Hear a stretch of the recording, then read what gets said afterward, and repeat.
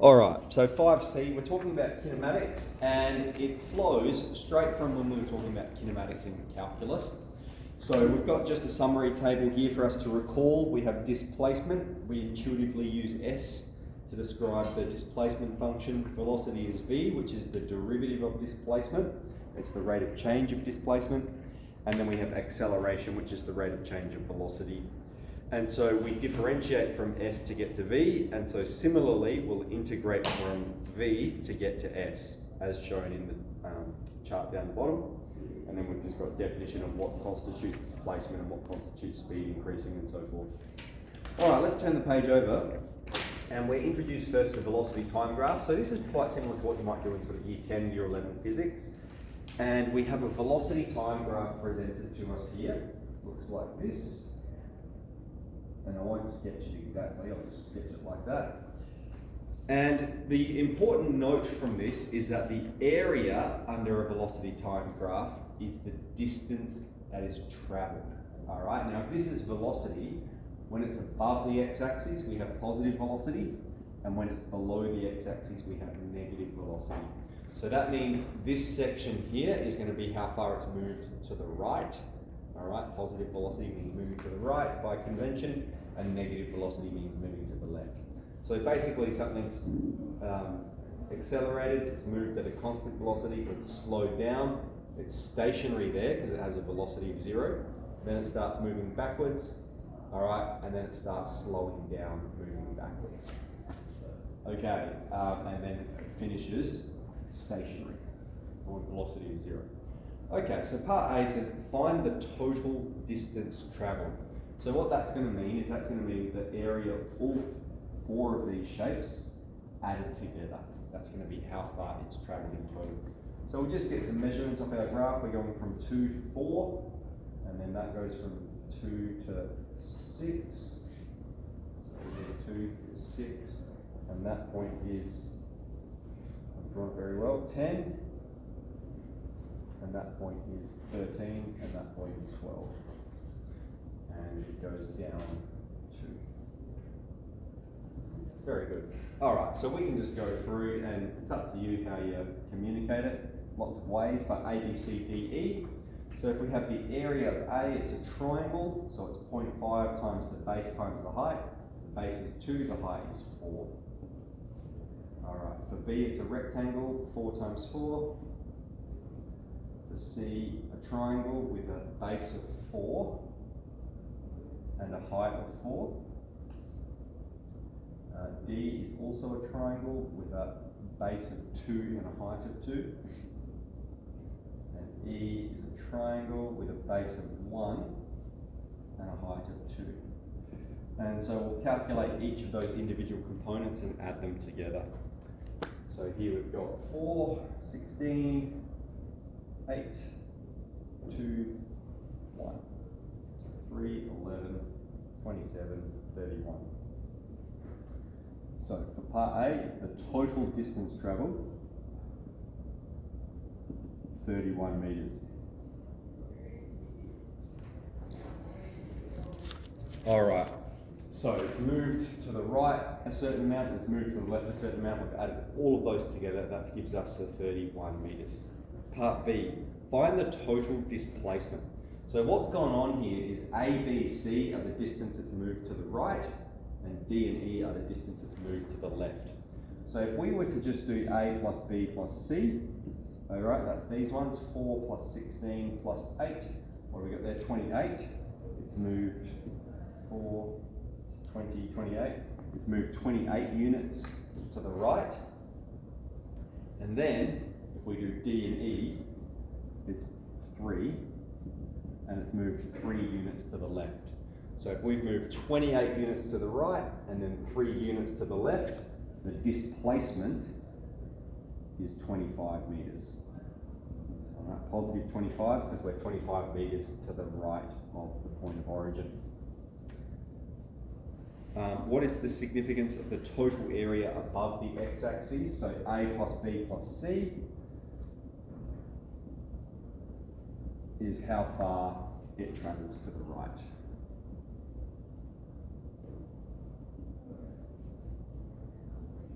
Okay, so area above, how far it travels to the right, area below, how far it travels left. Very good. Okay, so that's C.1. We're just doing sort of velocity time graphs and area under the curve. That's a short one. We'll jump into C2 where it starts to get a bit longer. So we have 5C.2, velocity and displacement. And basically what we're drawing out from here is that the integral of v of t will take us to the s of t function. Okay, if we differentiate displacement, we get velocity. Therefore, if we integrate velocity, we'll get displacement. Okay, now we're given here v of t is t squared, take 4t plus 3. And we're asked to first draw a sign diagram of velocity and hence state the time intervals when it changes direction. So if we want to draw this sign diagram, you can go straight to your calculator, but it does work to factorise it nicely as well.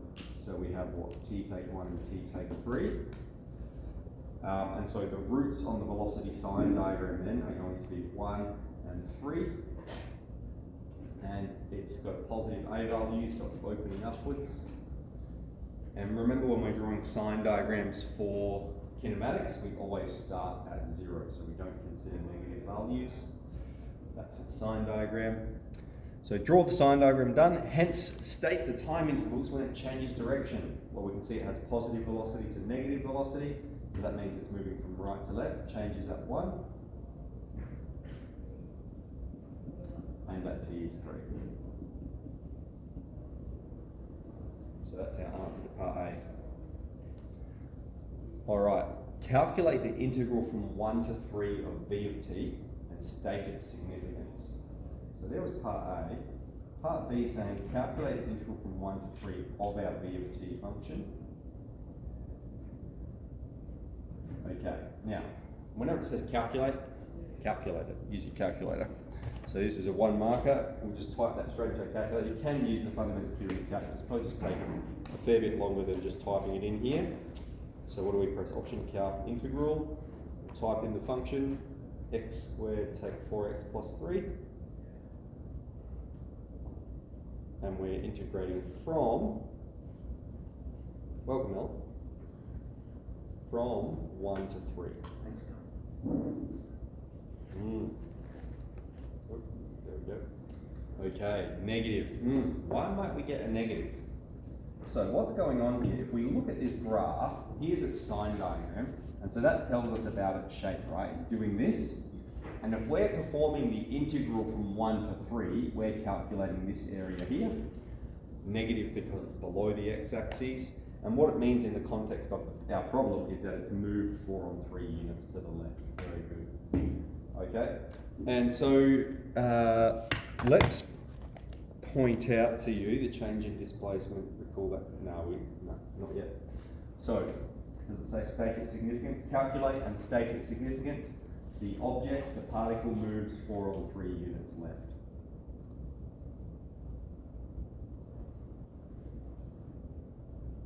Between t is 1 and t is 3. Very nice. All right, so what have we done? We've done part A, we've done part B. I can get rid of this because that's from our last question. So very good. Part C, find S of t. Well, S of t is the integral of v of t. So we're going to perform that here. We've got the integral of t squared take 4t plus 3. And that'll be t to the 3 on 3, take 4t squared on 2, plus 3t plus c. This term can simplify a little bit. I'll do it in one step. 2t squared. All right, that's our S of t function, and that is part C complete. Okay, part E. Determine the total distance over the first 5 seconds. Draw a motion diagram and then determine the total distance. So part D, draw a motion diagram. Okay, so we're doing a recap of how we draw motion diagrams here. For a motion diagram, we need all critical points. So that's going to be where it starts and where it ends. and anywhere it changes direction. So we know it starts when time is 0, it ends when time is 5, and it changes direction at 1 and at 3. All right, we found that earlier. So we're going to need all of these displacement values. So S of 0, that's going to be C, and then S of 5, S of 1, and S of 3. Going to be a little bit annoying whether you use your graph or whether you use your calculator or your table mode even. Table mode's quick for calculating it, isn't it? So we've got x to the 3 on 3, and then take 2x squared plus 3x. And we can't put the plus c in, but that's okay because we can just evaluate it and then put plus c on our answers. So we want 1, and for 1 I've got 4 on 3 plus c. 4 on 3 plus c for 1. About 5, we've got 6.6, which is 20 on 3. And then for 3, I've got a 0, which is just going to be c. Alright, so we can't put c in my calculator, right? But I've typed in the function, and I'm just g-solving. I've typed in the function without the c, and then whatever it evaluates to, I just put plus c on the end. Okay, so let's give this motion diagram a sketch. What our axis is going to look like is that C is this point of origin. So initially that's where it starts. And its first point where it stops is 4 on 3 plus C. So it's a bit difficult to come up with a scale here, but it's just 4 on 3 units further along. All right, so we're starting here. We're moving to 4 on 3 plus C.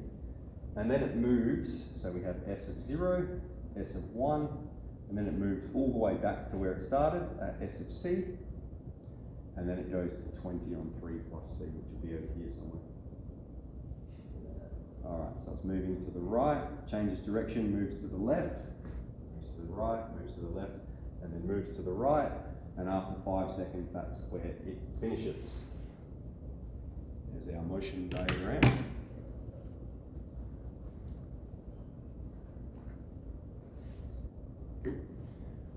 All right, determine the total distance. So that means we just want to know the distance of each leg.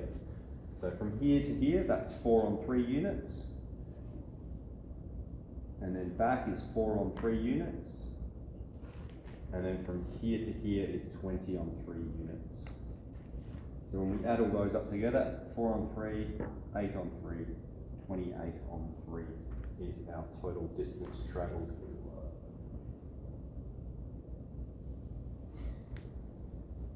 And if we're given a unit, we should answer in units. We've got, meters.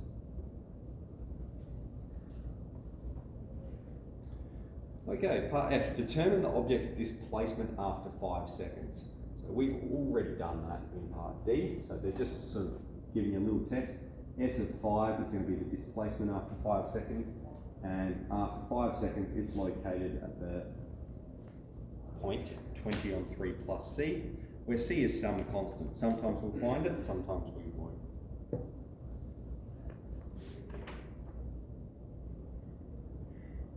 Very good.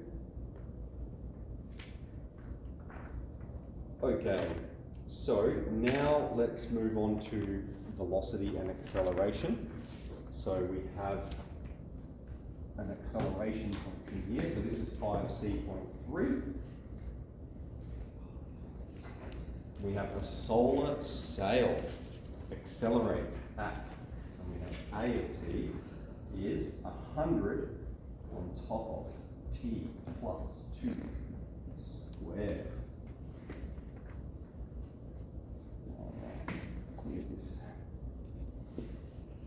So that's our A of t. Part A says find V of t given the initial velocity is 0 meters per second. So the link between V of t and A of t is that V of t is the integral of A of t. Okay, so we'll evaluate this here. We'll have 100 on top of t plus 2 squared with regards to t. That's what we're trying to perform the integral of. And if I'm going to do something, pull the 100 out the front and express it like this. It's t plus 2 to the power of minus 2. So it's the integral of ax plus b to the power of n. So it's going to go to 100 times, and we'll have 1 on ax plus b to the power of n plus 1 on top of n plus 1, and then plus c. All right, so what's that going to give us? That's going to give us minus 100 on top of t plus 2.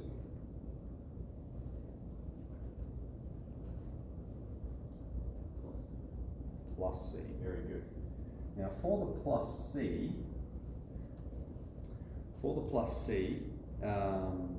we're told the initial velocity is 0, so we can determine c exactly. So we're going to say, given v of 0 equals 0, when time is 0, it's not accelerating, it's stationary. Sorry, it's not moving, it's stationary.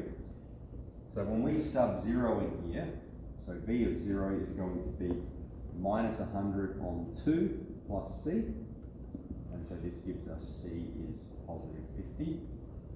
And so therefore, v of t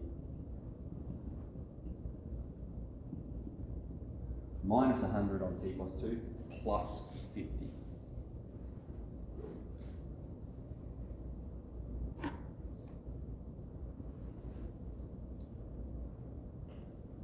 All right.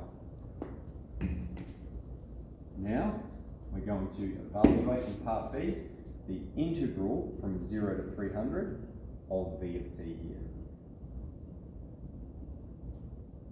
Now, we could do that manually, and we could have an expression with ln, but we'll just type it into our calculator. So again, calculate the integral, 100 on top of t plus 2 from plus 50, don't forget your plus 50, from 0 to 300. And we've got 15501.7. So 15502 to the nearest integer. And that is meters. All right, and state its significance. Okay, so let's just try and clarify something. Yeah, that sounds right. What did I do? Oh, I forgot the negative. Yeah. There's 14498.2. Yep. That's better.